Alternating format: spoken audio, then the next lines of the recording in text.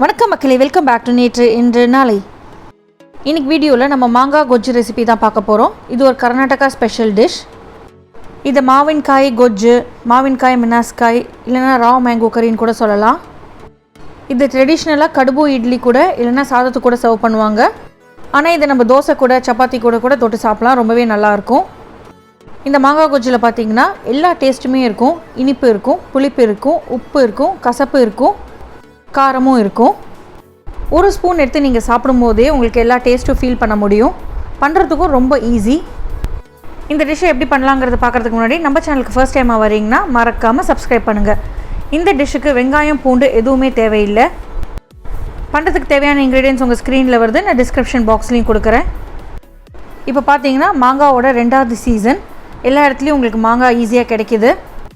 ரேட்டுமே பார்த்தீங்கன்னா kilo 80 to 90 rupees தான் இருக்குது. நான் இந்த ரெசிபிக்கு 2 கப் மாங்காய் எடுத்துக்கிறேன். மாங்காவை நல்லா வாஷ் பண்ணிவிட்டு தோலோட க்யூபாக கட் பண்ணி வச்சுக்கோங்க. நீங்கள் இந்த ரெசிபிக்கு எந்த வெரைட்டி மாங்காய் வேணாலும் யூஸ் பண்ணிக்கலாம். ரொம்ப புளிப்பாக இருந்தால் வெல்லம் கொஞ்சம் எக்ஸ்ட்ராவாக தேவைப்படும். ஏன் மாங்காயில் மீடியம் புளிப்பு தான் இருந்தது. இந்த ரெசிபிக்கு முதல்ல கொஞ்சம் சாமான்லாம் நம்ம வறுத்து பொடிச்சுக்க போகிறோம். ஒரு ட்ரை வான்லியில் 1 டேபிள் ஸ்பூன் எள்ளை நான் நல்லா படப்படன்னு வெடிக்கிற வரைக்கும் வறுத்து தனியாக ஒரு கப்பில் எடுத்து வச்சுக்கிறேன். நீங்கள் வெள்ளை எள்ளு கருப்பு எள்ளு எது வேணாலும் யூஸ் பண்ணிக்கலாம், பட் கருப்பு எள்ளாக இருந்தால் பெட்டராக இருக்கும். அடுத்ததாக அதே கடாயில் 1 டேபிள் ஸ்பூன் எண்ணெயை சூடு பண்ணிக்கோங்க. எண்ணெய் சூடானதுக்கப்புறம் 1/2 டீஸ்பூன் வெந்தயம் சேர்த்துட்டு நல்லா வறுத்துக்கலாம். வெந்தயத்து கூடவே நான் 4 பேடிகே சில்லி சேர்த்துக்கிறேன். பேடிகே சில்லி பார்த்தீங்கன்னா ரொம்ப காரமாக இருக்காது, பட் நல்ல ஒரு பிரைட் ஆரஞ்ச் கலர் கொடுக்கும். ப்ளஸ் கர்நாடகா குவிசினில் இந்த மிளகா தான் ப்ரெடாமினண்ட்டாக யூஸ் பண்ணுவாங்க. இப்போ மிளகா வெந்தயத்து கூட 1 டீஸ்பூன் ஜீரகம் சேர்த்துக்கலாம். ஜீரகத்தை லைட்டாக மிக்ஸ் பண்ணி விட்டுட்டு 1 டீஸ்பூன் கடலைப்பருப்பு, 2 டீஸ்பூன் உளுத்தம்பருப்பு சேர்த்துக்கலாம். நான் மறுபடியும் ரீகால் பண்ணிக்கிறேன். எள்ளு மட்டும்தான் நான் எண்ணெய் இல்லாமல் வறுத்துருக்கேன். மீதி சாமான்லாம் 1 டீஸ்பூன் எண்ணெய் சேர்த்து தான் வறுத்துக்கிறேன். 2 பருப்பும் நல்லா பொன்னிறமாக மாற வரைக்கும் வறுத்துக்கலாம். பருப்பை வறுக்கும்போது நீங்கள் வெந்தயத்து மேலேயே ஒரு கண்ணு வச்சுக்கோங்க. வெந்தயம் கருகிடக்கூடாது. வெந்தயம் கருகிட்டுனா கசக்க ஆரம்பிச்சிடும். லைட் கோல்டன் கலரில் இருந்தால் கரெக்டாக வரும். பருப்பெல்லாம் நல்லா பொன்னிறமாக மாறினதுக்கப்புறம் 1 டீஸ்பூன் பெருங்காயம், அதுக்கப்புறம் ஒரு 1/2 கப் நல்லா துருவின தேங்காய் சேர்த்துக்கலாம். தேங்காய் சேர்த்துட்டு தேங்காய் கொஞ்சம் பொறப்பொறன்னு வர வரைக்கும் நம்ம வறுத்துக்கலாம்.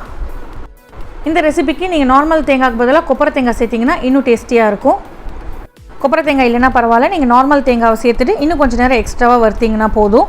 வறுத்ததுக்கப்புறம் அது தனியாக ஒரு பவுலுக்கு மாற்றிட்டு நல்லா ஆற விட்டுருங்க. ஆறினதுக்கப்புறமா ஒரு மிக்ஸி ஜாருக்கு ட்ரான்ஸ்ஃபர் பண்ணிவிட்டு நம்ம தண்ணி சேர்த்துட்டு எவ்வளோ நைஸாக முடியுமோ அவ்வளோ நைஸாக அரைச்சி எடுத்துக்கலாம். அரைக்கும் போது எள்ளை மறந்துடாதீங்க. எள்ளை தனியாக வறுத்து வச்சுருக்கோம் இல்லையா, அதையும் சேர்த்துட்டு ஒன்றா அரைச்சிக்கலாம். எள்ளு தேங்காய் சேர்க்கும் போது நம்மளுக்கு செம்மையான ஒரு ஃப்ளேவர் கிடைக்கும். கூடவே வறுத்த வெந்தயம் வேறு சேர்த்துருக்கோம். ஸோ ஃப்ளேவருக்கு பஞ்சமே இல்லை. இப்போ இந்த அரவையை நைஸாக அரைச்சிட்டு தனியாக எடுத்து வச்சுருங்க. நம்ம கடைசியில் தான் சேர்க்க போகிறோம். இந்த டிஷ்ஷில் நீங்கள் மாங்காய்க்கு பதிலாக அன்னாச்சி பழமும் சேர்த்து பண்ணலாம், நல்லாயிருக்கும். அடுத்ததாக கிரேவிக்கு தேவையான மாங்காவை வேக வச்சு எடுத்துக்கலாம். அதுக்கு ஒரு கடாயில் 2 டேபிள் ஸ்பூன் எண்ணெய் சேர்த்துட்டு சூடு பண்ணிக்கோங்க. எண்ணெய் சூடானதுக்கப்புறம் 1 டீஸ்பூன் கடுகு சேர்த்துக்கலாம். கடுகு நல்லா வெடிக்கட்டும். கடுகு வெடித்ததுக்கப்புறம் ஒரு கைப்பிடி அளவுக்கு கருவேப்பிலை சேர்த்துக்கலாம்.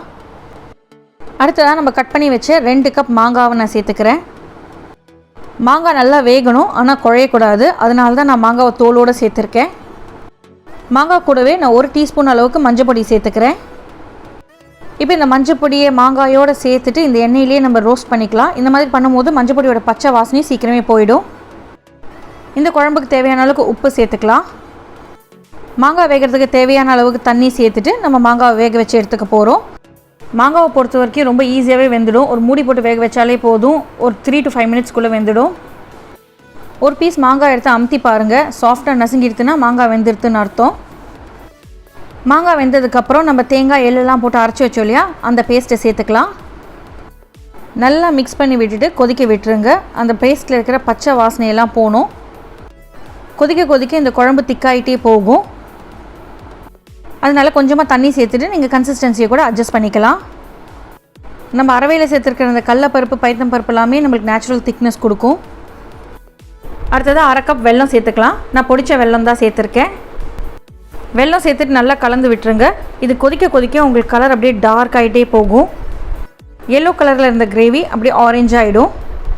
இது ஒரு பக்கம் கொதிச்சிட்டே இருக்கும் போது நம்ம தாளிப்பு கொடுத்துடலாம். தாளிப்புக்கு 1 டேபிள் ஸ்பூன் எண்ணெய் சூடு பண்ணிக்கோங்க. எண்ணெய் சூடானதுக்கப்புறம் அடுப்பை ஆஃப் பண்ணிவிட்டு 1 டீஸ்பூன் காஷ்மீரி சிவப்பு மிளகாய் பொடி, 1/2 டீஸ்பூன் பெருங்காயம் சேர்த்துக்கலாம். டக்குன்னு மிளகா பொடி கருகிறதுக்குள்ளேயும் தாளிப்பை கிரேவியில் சேர்த்துருங்க. இல்லைன்னா டக்குன்னு ஒரு டேஷ் ஆஃப் வாட்டர் சேர்த்துட்டிங்கன்னா அது கருகிறது நின்று போயிடும். நல்லா கலந்து விட்டுட்டு சூடாக சர்வ் பண்ணுங்கள். சாதத்து கூட சாப்பிடும்போது ரொம்ப நல்லாயிருக்கும். இல்லைனா இட்லி, தோசை, சப்பாத்தி கூட சாப்பிட்லாம். ஒரு ஸ்பூன் எடுத்து நீங்கள் சாப்பிடும்போதே உங்கள் வாயிலே நீங்கள் டிஃப்ரெண்ட் ஃப்ளேவர்ஸை ஃபீல் பண்ணலாம். இந்த கிரேவியை நான் ஃபஸ்ட் சங்கீதாவில் தான் டேஸ்ட் பண்ணி பார்த்தேன். டேஸ்ட் பண்ண உடனே வீட்டில் வந்து ட்ரை பண்ணணும்னு நினச்சேன்.